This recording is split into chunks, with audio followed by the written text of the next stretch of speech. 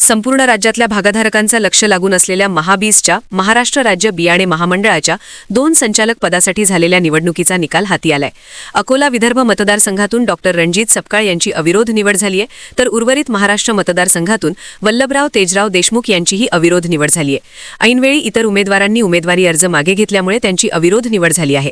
दरम्यान महाबीजच्या 2 संचालकांच्या निवडीसाठी विदर्भ आणि उर्वरित महाराष्ट्र अशा 2 मतदारसंघात निवडणूक प्रक्रिया सुरू होती। या निवडणुकीत दोन्ही मतदारसंघात अविरोध निवड झालीय। विदर्भ मतदारसंघातून अकोला येथील भाजपचे माजी खासदार संजय धोत्रे यांचे निकटवर्तीय डॉक्टर रणजित सपकाळ, तर उर्वरित महाराष्ट्र मतदारसंघातून वल्लभराव देशमुख यांची अविरोध निवड झालीय। देशमुख हे बुलढाणा जिल्ह्यातील अमडापूर येथील रहिवासी आहे। नमस्कार। महाबीजची निवडणूक लागली होती आणि गेला महिना सगळा त्या गडबडीत सगळा चाललेला होता। माझा मतदारसंघ भाग नंबर 2 चा आहे आणि डॉक्टर सपकाळ साहेब ज्यांच्यातून अर्ज त्यांनी टाकला होता तो महाबीज भाग 1 मध्ये आहे। आमच्या दोन्ही मतदारसंघामध्ये आमचे काही सहकारी जे होते, इकडे भाग 1 ला नानासाहेब देशमुखांनी टाकला होता आणि माझ्या मतदारसंघात ॲडव्होकेट विष्णुपंत सोळंके यांनी एक अर्ज टाकलेला होता। त्या दोघांनी सुद्धा खूप मोठं मन दाखवून त्यांचे अर्ज आज विड्रॉल घेतलेत आणि त्यामुळे आज महाबीजची निवडणूक ही अविरोध पार पडत आहे। दोन्ही मतदारसंघात मी वल्लभराव देशमुख आणि डॉक्टर सपकाळ साहेब हे दोघेही विरोध निवडून येत आहोत। महाबीज ही जी संस्था आहे ही शेतकऱ्यांच्या हिताची अतिशय महत्त्वाची संस्था आहे आणि माझी या महाबीजमध्ये माझी 7वी टर्म आहे। गेल्या 6 टर्मपासून मी संचालक म्हणून होतो। महामंडळ माझं जे आहे, माझा मतदारसंघ आहे हा खूप मोठा आहे। याच्यामध्ये आमच्या बुलढाणा जिल्ह्यासह पश्चिम महाराष्ट्र, मराठवाडा आणि उत्तर महाराष्ट्र असे सगळे जिल्हे येतात आणि या सगळ्या लोकांचे जे वेगळे प्रश्न असतात हे वारंवार ते मांडावं लागले आणि त्या लोकांनी जे प्रेम दिलं त्याच्यामुळेच मी वारंवार येऊ शकलो। महाबीजमधील भागधारकांच्या हितासाठी आम्ही नेहमी निर्णय घेत असतो। माझ्यासोबत 6 टर्मपर्यंत संजूभाऊ धोत्रे हे निवडून येत होते। त्यांच्या प्रकृती अस्वास्थ्यानंतर डॉक्टर सपकाळ साहेब मागच्या वेळेसपासून आले। आमची टीम खूप चांगली आहे आणि दोघांच्याही सामंजस्याने सहकार्याने आम्ही निर्णय घेत असतो।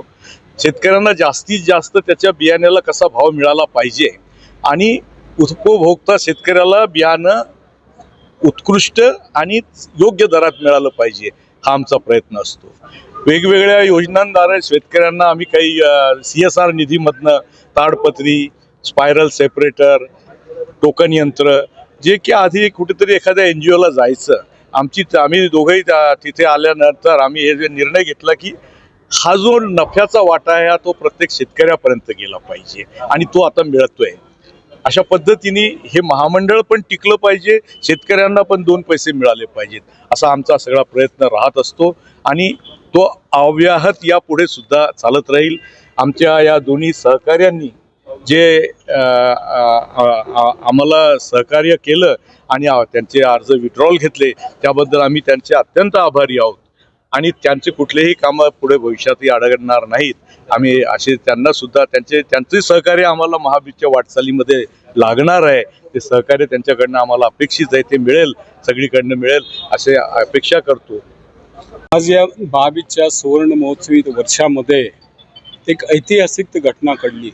प्रथमच महाबीजच्या निवडणुकीमध्ये दोन्ही मतदारसंघातून मी आणि आदरणीय श्री वल्लभराव देशमुख आम्ही दोघेही अविरोध निवडून आले। याचे खरे श्रेय हे सर्व भागधारक व विशेषतः माझ्या मतदारसंघातील आदरणीय श्री नानारावजी देशमुख व वल्लभरावांच्या मतदारसंघातील ॲडव्होकेट विष्णुपंत सोळंकी हे आहेत। मी सर्व महाबीजच्या भागधारकांचा आभार व्यक्त करतो। यापुढेही मी आणि वल्लभराव भाऊ आम्ही दोघेही महाबीजच्या भरभराटीसाठी आम्ही नेहमी प्रयत्नशील राहू।